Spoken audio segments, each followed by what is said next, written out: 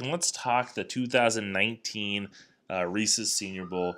The Senior Bowl is over and done with. It's probably the second biggest event in the NFL draft season. The Combine gets all the attention as the number one event, but the Senior Bowl is kind of the event that means a little bit more. Guys actually get to go against each other in actual drills and game action.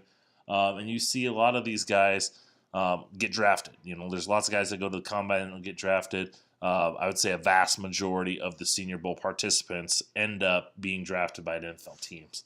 So with 3 days of practice and the game, I'm going to kind of look at who are the winners and losers. And I don't like the term losers just because I just don't like it.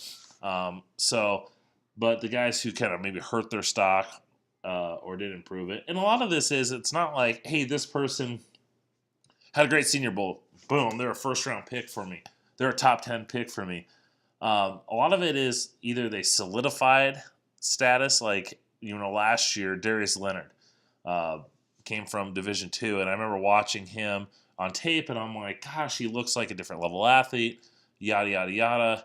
And then he goes to the Senior Bowl and just shows that he belongs and had 11 tackles in the game. And I should have put a little bit more stock in that because it just proves that, hey, he looked like a different level of athlete on the field, like on game tape, and he shows that he can hang. That should have improved, kind of those two together should have held more weight for me. He ended up proving all of that and having a tremendous year for the Colts. So So let's look at the winners, the guys who improved their stock the most. And the first one that I want to talk about is Drew Lock. I'm not a huge Drew Lock fan. I think he's got starter traits. I'm just not enamored with him. But he was clearly the best quarterback at the Senior Bowl. He showed better accuracy. He showed those tools. He stood out compared to the other quarterbacks. And there's talk that maybe he could be the first quarterback taken in this draft. There's teams that reportedly John Gruden's a big fan of Drew Lock, that John Elway's a big fan of him. So he clearly went in and did what he needed to do. We had heard all the way leading up to it. If Drew Lock does well in the pre-draft process, he's going to lock down a top 10 pick. And he got his first step. The next step is the combine. The next step after that is his pro day. If he can knock those out of the park, kind of like he did here, he's a top 10 pick. I don't agree with it, but it's going to happen. Probably maybe the biggest winner at the combine or at the Senior Bowl was Deebo Samuel, the wide receiver out of South Carolina. A couple years ago, Samuel broke his leg and missed practically the entire year. He came back this year, and South Carolina just was okay. But Samuel came out, and he definitely showed the he's got the big hands and can catch everything. He can good route runner. When I watched him, I saw a lot of Golden Tate. I put that out there. I saw someone else compare him to Trayvon Goodwin. And I probably mispronounced your name, so I'm sorry. He compared him to Anthony Miller, who was just drafted last year and had a good rookie season with the Bears. I really like that comparison. I've seen the Vikings, Stephon Diggs comparison. I tend to lean more towards the Anthony Miller and a bigger Anthony Miller. But he was the top receiver there, route runner, good hands, good in space. He definitely, I think, solidified himself as a day 2 pick for sure, probably a second round pick. Going into this, there was some questions about Dalton Risner, the right tackle out of Kansas State. A lot of people have had him inside at guard. I had seen, I believe it was, I don't want to say the name because I'm not for sure, but there was a prominent person out there that graded him and said that he'd be a day 3 pick. And I thought that was crazy because I was a fan of Risner's, and he showed at the Senior Bowl that he could play tackle. He had the feet, he had the length to hold up on the edge, and I think that's really going to help his stock. I think he's kind of that late first round type of prospect, a guy that you could move inside the guard if you want, or maybe you keep him out at that right tackle. And a team like the Minnesota Vikings could use a right tackle / guard. I think he's right in their wheelhouse. A couple other guys, Montez Sweat from Mississippi State. I know Jeffrey Simmons got most of the attention. Sweat had another good year, another 10 plus sack season, 2 in a row. His 2 years at Mississippi State, he definitely got over 20 sacks in both of those years. He's one of the better pass rushers coming in, and he left as the top pass rusher, top defensive lineman at the Senior Bowl. I saw that some people have said he's solidifying himself as a top 10 pick. I don't know if I'd go that far. He's going to go off in the top 20. He's got the size, he's got the length, he's got the speed. He's more of a stiff, not bendy type defensive end. So I think that's what kind of prevents him from going in the top 10 when it's all said and done. But I think once you've got Nick Bosa, you've got Josh Allen, you've got Brian Burns, you've got Ja'Kai Polite. I think right after those guys, I mean, maybe even goes ahead of a guy like Polite, depending on the scheme. But I think he could play in a 4-3. I think he could play in a 3-4, and he just I wouldn't say dominated, but he definitely won more than he lost against some pretty solid offensive tackles in this game. Couple under the radar. Oh, one more. Nasir Adderley is a guy from Delaware, a safety that has really started to rise leading up to the Senior Bowl. He's my number 2 rated safety in this class. I have him kind of a late first, early second round grade. He's a top 40 prospect for me. Free safety. Guy's got range. He can come down in the run game.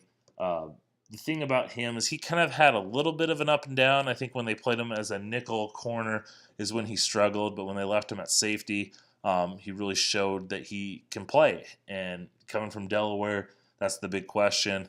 Kind of like Darius Leonard, he showed that he can play with the big boys. He can play with the SEC guys. He can play with the Big Ten guys. And I think that's tremendous for his stock. A bunch of the other guys that really helped their stock are a lot of guys that come out of nowhere. You don't really hear about them, and then they really shine, and they're like, okay, I need to go watch this guy. Kalen Saunders, a defensive tackle. He was one of them. We had seen highlights of him online of doing backflips. We had heard about him. His fiance had a kid while he was there, or their kid, I should say. He showed out in this practice, showed his power, showed his ability to penetrate. So he's definitely got to keep an eye on. Penny Hart from Georgia State, a receiver. I know Andy Isabella got a lot of hype going in about being a speed weapon in space.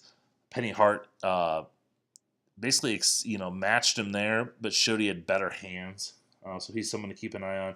Terry McClellan from Ohio State. We think of Paris Campbell. We think of some other, KJ Hill. He's a guy that with tremendous speed and that showed up on the field. So he's another guy to kind of keep an eye on. Lonnie Johnson, a cornerback from Kentucky. Kentucky, we think of Josh Allen. We think of Mike Edwards. We think of Derek Beatty. Guys like that, Jordan Jones. Lonnie Johnson really came out, was physical. In the actual game, he had a couple big hits. So he's another guy that you want to go back and watch. Chuma Adoga, I butchered that. An offensive tackle out of USC. Guy with tremendous feet. He's kind of smaller, 6'4", but a guy that showed his agility, showed his good foot quickness. So he's another guy to look back, and does he have enough to play out on the tackle spot? So that'll be a big question. Or is he a guy that you kind of use as an athletic guard? But he definitely showed that he's got the feet. Can he hold up on the edge? So definitely go back, but he definitely played well. And the last one is Dalen Mack.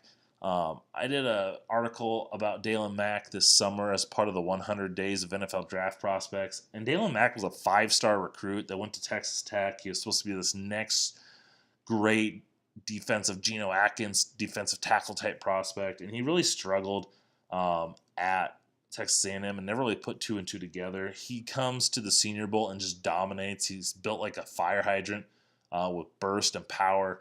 And he dominated, so it's like, okay, let's go back and watch and see. His tape's not the best, but NFL teams, especially on day 3, are willing to take a chance on former 5-star, highly recruited athletes, coming into college, and hoping that they can get the a steal. We saw that with Central Henderson as a 7th-round pick. He had an up-and-down career at Miami, and they took a chance on him. Dalen Mack, another guy, maybe goes a little bit higher than that, but his showing at the Combine definitely is, or the Senior Bowl definitely helps his stock.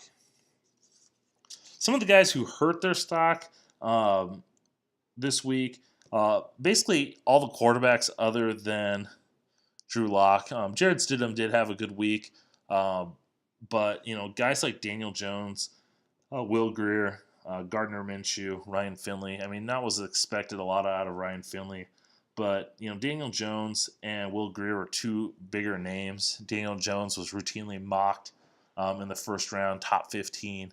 I don't necessarily think he had a bad. He showed that he's what he is. He's accurate. He can throw with timing and anticipation. But what really hurt him is, not knowing these receivers, not knowing the system. Timing can be off. The weather wasn't the greatest during some of the practices, and that really illustrated that he doesn't have the good arm strength. And I still think Daniel Jones is going to be drafted and be drafted high. But the talk of him being the number 1 quarterback taken, which there was some, I think is gone. I think he falls into that number 3, possibly 4th quarterback taken. I think Drew Lock and Dwayne Haskins are going to battle it out for the number 1 quarterback. I could see Kyler Murray going ahead of Daniel Jones. And maybe instead of being a top 10 pick and that 2nd quarterback taken, maybe he's later on and a team trades back into the first round to get him. Maybe he's the consolation prize for the Washington Redskins with the 15th pick. Will Grier was a guy I really liked. When I saw him on film, I saw good ball placement and accuracy. Similar to Daniel Jones, his arm strength really crept up. He just had a nondescript week, so that's definitely going to make me go back and see. I mean, I had him as a kind of a day 2 pick, but I'm gonna definitely have to go back and rewatch and say, am I looking at this with rose-colored glasses? Minshew, that was expected a lot out of him. Once again, lack of arm strength. I did do a film room session on him on the YouTube channel, and I had a few people say, "You're crazy, he's got a strong arm." And I'm like, no, he doesn't. And it showed here. And you saw that in the Washington game when it was the snowstorm. Washington State couldn't do anything through the air because Minshew couldn't drive the ball through the snow. And it just illustrates it once again. I think in the right system with timing and ball placement, he can maybe be a high-level backup.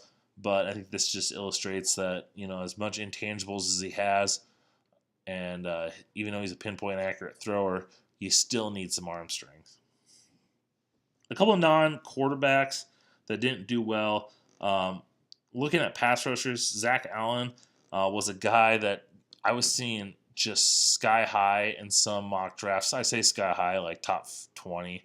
I like Zach Allen. I like him as a run defender. I never really saw the good pass rusher, and I'd seen people online talk about how good of he is at bending, and I was just flabbergasted. And he goes to the Senior Bowl and just shows that he can't be a pass rusher. So it hurts his stock. I think he's you're looking at maybe a 3-4, 5 technique, a guy that can set the edge, that can play the run, but that's about it.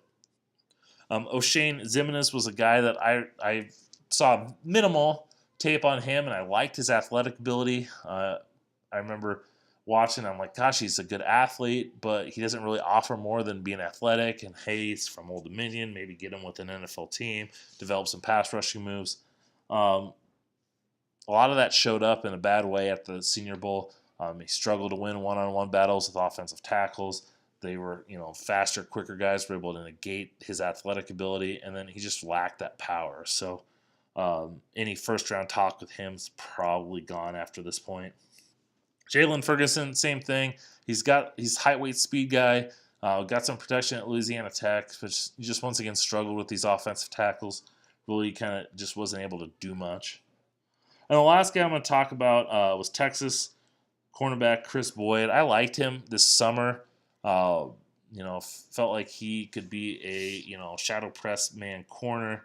I have him based off the summer viewing, I haven't really dove too deep into the cornerbacks this year, but I had him kind of in that second round area. Quick change of direction type guy. He struggled during his senior year, and he struggled at the Senior Bowl. He lacked good technique. Got caught, lots of grabbing and holding. So he's another guy that I can't wait to go back and look at the film and see how's that fit? Is it something that he had all season long, or is this a bad week? Well, that's going to go ahead and do it. Those are my winners and losers, my guys who helped and hurt their stock at the 2019 Senior Bowl.